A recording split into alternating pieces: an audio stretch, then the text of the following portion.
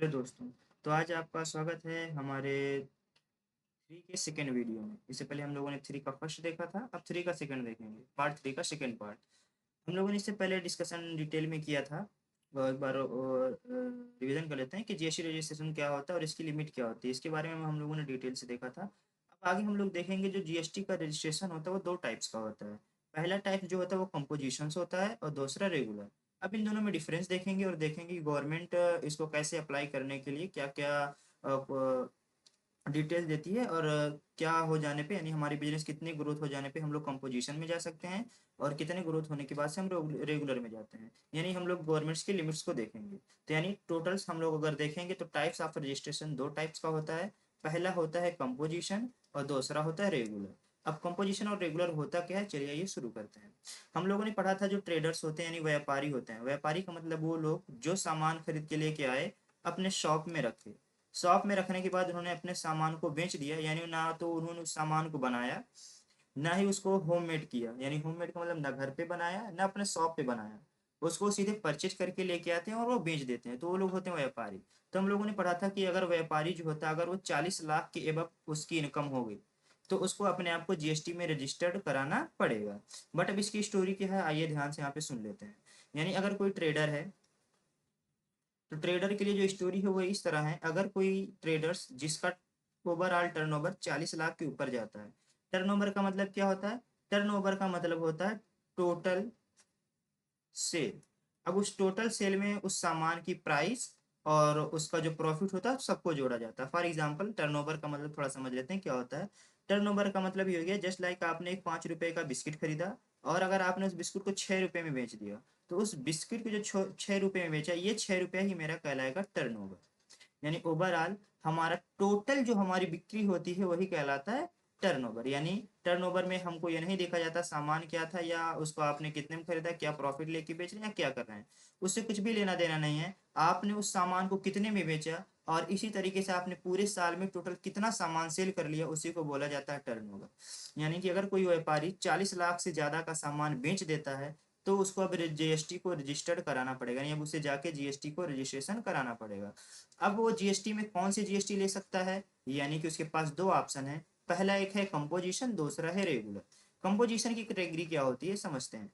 देखिए वो तो बंदा जाके अपने आप को जीएसटी में रजिस्टर्ड कराएगा ही, चाहे कंपोजिशन ले या रेगुलर। बट अब यहाँ पे कुछ इंपॉर्टेंट पॉइंट है, उनको ध्यान में रखिएगा। कंपोजिशन में वही आदमी अपने आप को रजिस्टर करा सकता है जिसकी इनकम यानी जिसका टर्नओवर 40 लाख के एबव हो और 1.5 करोड़ से नीचे। यानी 40 करोड़ के ऊपर और 1.5 करोड़ से नीचे अगर कोई भी इंसान का यानी किसी भी बिजनेसमैन का अगर टर्नओवर 40 लाख से ज्यादा और 1.5 करोड़ से कम होता है तो अपने आप को कंपोजिशन में जाके रजिस्टर्ड कराएगा। लेकिन अगर उसका टर्नओवर लेकिन अगर उसका टर्नओवर 1.5 करोड़ से ऊपर जाता है तब उसका रजिस्ट्रेशन रेगुलर में नहीं हो सकता। तब उसका रजिस्ट्रेशन केवल आपके सॉरी तब उसका रजिस्ट्रेशन कंपोजिशन में नहीं होगा, उसका रजिस्ट्रेशन केवल रेगुलर में होगा। ये थोड़ा सा ध्यान देने वाली बात है, थोड़ा उम्मीद आप लोग समझ भी रहे होंगे। यानी कि अगर कोई बिजनेसमैन है यानी कोई व्यापारी है, अगर उसका सालाना यानी ईयरली टर्नओवर 40 लाख प्लस पहुंच गया तो उसको जीएसटी रजिस्टर्ड कराना पड़ेगा। बट उसके साथ साथ एक चीज और देखना पड़ेगा, उसका टर्नओवर 40 लाख के एबव और अगर 1.5 करोड़ के नीचे यानी 1.5 करोड़ के नीचे अगर उसका रेंज रहता है तो उसके लिए ऑप्शन आता है कि वो अपने आप को अब कंपोजिशन में जाके रजिस्टर्ड कराए। नहीं कराएगा तो गवर्नमेंट उसके खिलाफ लीगल एक्शन लेगी। बट ऐसा नहीं है कि वो कंपोजिशन में ही ले सकता है। अगर वो 40 प्लस है और 1.5 के नीचे है तो वो कंपोजिशन ना के रेगुलर में भी अपने आप को रजिस्टर्ड करा सकती है। यानी कि अगर 40 लाख आप प्लस हो गए तो आप कंपोजिशन भी ले सकते हैं, रेगुलर भी ले सकते हैं। बट एक और ऑप्शन, लेकिन अगर आपने 1.5 करोड़ के एबव चले गए तो आपको अब कंपोजिशन कभी नहीं मिलेगा। अब अपने आप को केवल किस में रजिस्टर करा पाएंगे, रेगुलर में ही रजिस्टर करा पाएंगे। यानी आपकी जो जीएसटी बनेगी वो रेगुलर के अकॉर्डिंग बनेगी, अब आप कंपोजिशन नहीं पाएंगे। कंपोजिशन का मतलब ये हो गया कि आपका जो टर्नओवर है वो कम से कम 40 लाख से एबव और 1.5 करोड़ से नीचे है, तो आप कंपोजिशन और रेगुलर दोनों में जा सकते हैं। लेकिन अगर आपका जो सालाना टर्नओवर है अगर वो 1.5 करोड़ यानी 1.5 करोड़ से ज़्यादा हो गया तो आपको कंपोजिशन नहीं केवल रेगुलर ही रेगुलर मिलेगा।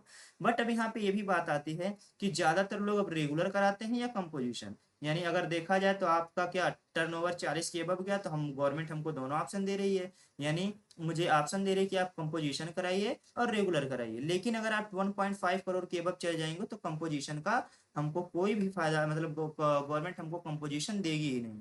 तो अब इसका मतलब क्यों होता है, क्या कंपोजिशन होता है क्या रेगुलर होता है। अब दोनों में डिफरेंस समझिएगा। जिन लोगों का कंपोजिशन में रजिस्टर्ड हो जाता है वो लोग कभी भी आउटपुट जीएसटी कलेक्ट नहीं कर सकते, सॉरी इनपुट जीएसटी कलेक्ट नहीं कर सकते। अब इसके बारे में हम लोग अभी आगे डिटेल्स में देखेंगे कि ये सारा डिटेल्स क्या होता है, यानी वो जीएसटी क्यों कलेक्ट कर सकते हैं क्यों नहीं कर सकते हैं, अभी आगे वाले टॉपिक्स में हम लोग दिखाएंगे। कुछ मैं नोट्स आपको ऐसे फिलहाल दिखा दे रहा हूँ। यानी यहाँ पे हमारे पास कुछ जीएसटी की डिटेल्स हैं। अब यहाँ पे हम लोग डिटेल में समझेंगे क्या होता है इनपुट जीएसटी, क्या होता है आउटपुट जीएसटी। फिलहाल अभी ऐसे सीधे समझिए, धीरे धीरे हम लोग वहां तक पहुंचने वाले हैं कि वो सब काम कैसे करता है। यानी जो कंपोजिशन वाला आदमी होता है वो कभी भी अपने आप को इनपुट जीएसटी नहीं ले सकता। अब ये इनपुट जीएसटी क्या होता है अभी इसको भी समझ लेते हैं। दूसरा, कंपोजिशन के लिए कुछ लिमिटेशन होती है। पहला, वो इनपुट जीएसटी कलेक्ट नहीं कर सकता। दूसरा, कंपोजिशन वाला बंदा कभी भी इंटर स्टेट यानी एक स्टेट यानी यूपी से अगर उसे बिहार में सामान बेचना हो तो वो सामान को नहीं बेच सकता। दो लिमिटेशन आ गई। और तीसरी ये होता है कि इस बंदे को जो इनपुट जीएसटी कलेक्ट नहीं करता उसे गवर्नमेंट को जो टोटल पेमेंट करना होता है यानी टैक्स, वो कैसे जाता होगा। पहली बात, कंपोजिशन का मतलब समझिएगा। यानी अगर आपने कंपोजिशन में रजिस्टर्ड करा यानी आपने 40 लाख के अबव गए और आपने जीएसटी रजिस्ट्रेशन करा लिया कंपोजिशन में तो आप इनपुट जीएसटी नहीं ले सकते। साथ ही आप इंटर स्टेट पे सामान नहीं भेज सकते।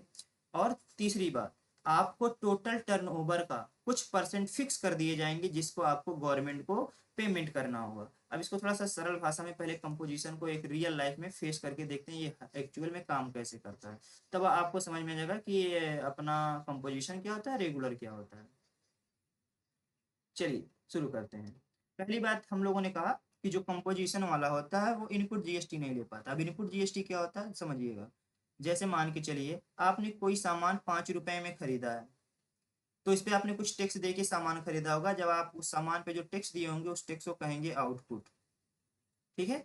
अब जो कंपोजिशन वाला होगा जब इस सामान को बेचेगा यानी 5 रुपए का सामान है तो उस पे वो टैक्स नहीं लगा सकता, यानी वो टैक्स नहीं लगा पाएगा। वो सामान अगर 5 का है तो 6 का बेच कर 1 रुपए का प्रॉफिट ले सकता है बट उस पे वो एक्स्ट्रा टैक्स नहीं लगा सकता। यानी वो सामने वाले से नहीं ये बोल सकता कि ये सामान इतने का है मैं इस पे इतना टैक्स लगा रहा हूँ क्योंकि गवर्नमेंट ने लगाया है, तो वो टैक्स नहीं लगा सकता। अगर वो टैक्स नहीं लगाएगा उसको बोलते हैं इनपुट टैक्स।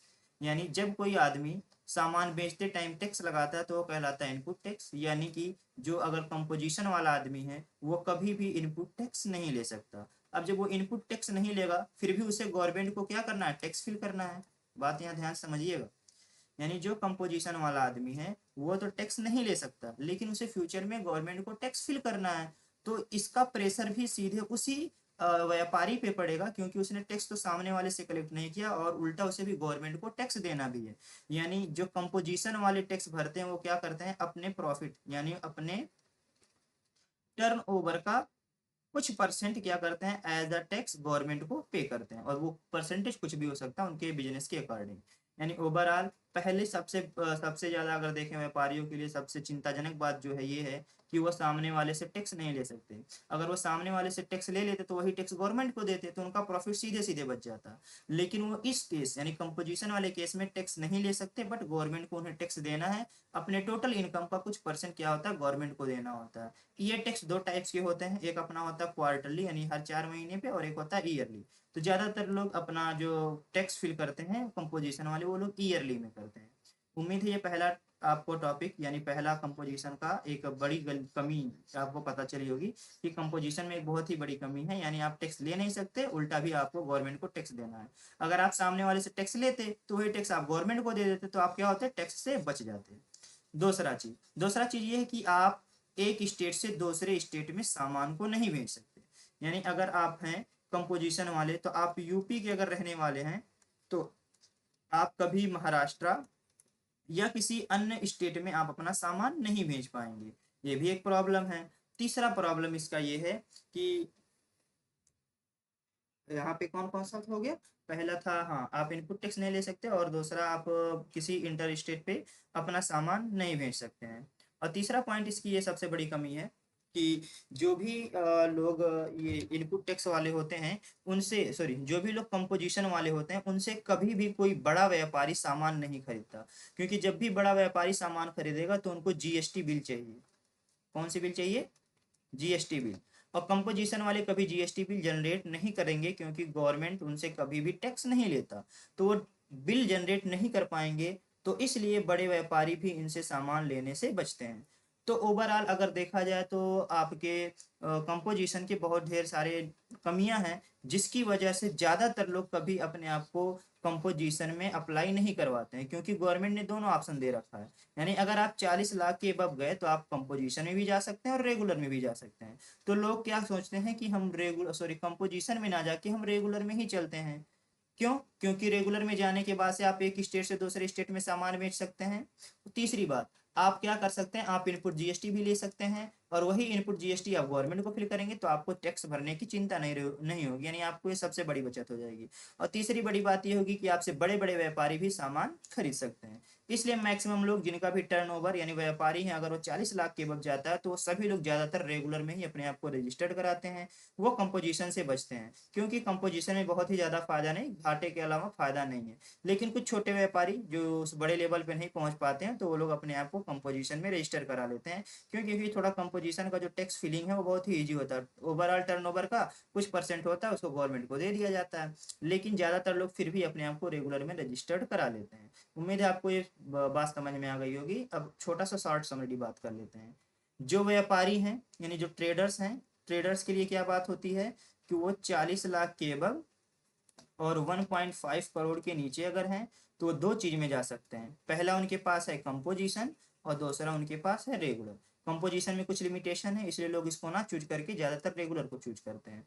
दूसरा चीज, अगर उनका जो टर्नओवर है, अगर वो टर्नओवर अगर 1.5 करोड़ से ऊपर जाता तो कभी कंपोजिशन नहीं लेंगे, तब उनको हमेशा क्या लेना पड़ेगा, रेगुलर ही लेना पड़ेगा। जब वो रेगुलर लेंगे तो उनको ज्यादा डिटेल्स में ज्यादा चीज छूट मिलेगी, तो ज्यादातर लोग रेगुलर में ही जाते हैं। बट ये था कि कंपोजिशन भी होता है। उम्मीद है ये चीज़ समझ में आ गई होगी। अगर यहाँ पे ये चीज़ समझ रहे हैं तो बाकी अब जो नेक्स्ट जो डिटेल्स बतानी है उसमें भी यही से ही सारा डिटेल्स है।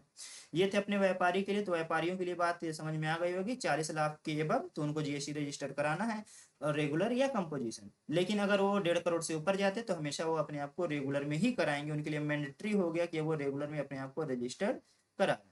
अब अगले टॉपिक पे चलते हैं, अगला देखते हैं क्या है।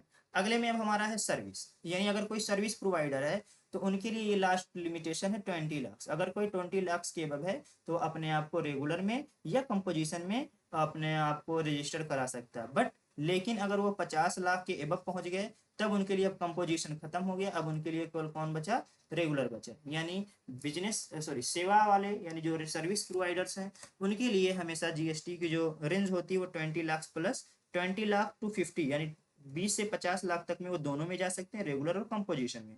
लेकिन अगर उन्होंने 50 लाख क्रॉस कर लिया अब उनको कंपोजिशन में नहीं जाना पड़ेगा, हमेशा उनको अपने आप को रजिस्टर कराना पड़ेगा रेगुलर में। इसी तरीके से हमारे पास मैन्युफैक्चरर्स भी हैं। अब इन मैन्युफैक्चरर में हम लोगों ने इसके बारे में डिटेल से तो इससे पहले पढ़ा ही था। मैन्युफैक्चरर क्या होते हैं और अपने उससे सर्विस प्रोवाइडर्स क्या होते हैं और अपने व्यापारी क्या होते हैं। इसी तरह मैन्युफैक्चरर के लिए भी लिमिटेशन बनाई गई है कि अगर वो 20 लाख के एबव जाते हैं तो वो अपने आप को रजिस्टर्ड कराएं। किसमें करा सकते हैं, रेगुलर में भी जा सकते हैं और कंपोजिशन कंपोजिशन में भी जा सकते हैं। बट यहाँ पे एक प्रॉब्लम है, लोग कंपोजिशन ना चूज करके रेगुलर को ही चूज करते हैं। बट अगर वो गलती से, यानी अगर जो अपना मैन्युफैक्चरर अगर उसका बिजनेस, उसका टर्नओवर 1.5 करोड़ से ऊपर चला गया तब उसके लिए कंपोजिशन का ऑप्शन खत्म। केवल कौन सा बचेगा, उसको अपने आप को केवल रेगुलर में रजिस्टर कराने के अलावा उसके पास कोई ऑप्शन नहीं रह जाएगा। उम्मीद है आपको ये समझ में आ गई होगी कि ये बातें कैसे लागू होती हैं, गवर्नमेंट के पास हम लोग अपना जीएसटी रजिस्टर कैसे कराते हैं। हम लोग अगर देखा जाए तो जीएसटी रजिस्टर दो तरीके से होता है। पहला हमारा कहलाता है रेगुलर, दूसरा हमारे पास कौन है, कंपोजिशन। अगर मैं देखूंगा रेगुलर की अलग कैटेगरी है और कंपोजिशन की अलग कैटेगरी है। कंपोजिशन में कुछ हमारे लिमिटेशन होते हैं, इसलिए ज्यादातर बिजनेसमैन कंपोजिशन को ना चूज करके वो ज्यादातर रेगुलर को ही चूज करते हैं, क्योंकि रेगुलर में बहुत ढेर सारे फायदे हैं। जो टैक्स उसे गवर्नमेंट को देना है वो सामने वाले बंदे से कलेक्ट करके खुद वो दे देता है।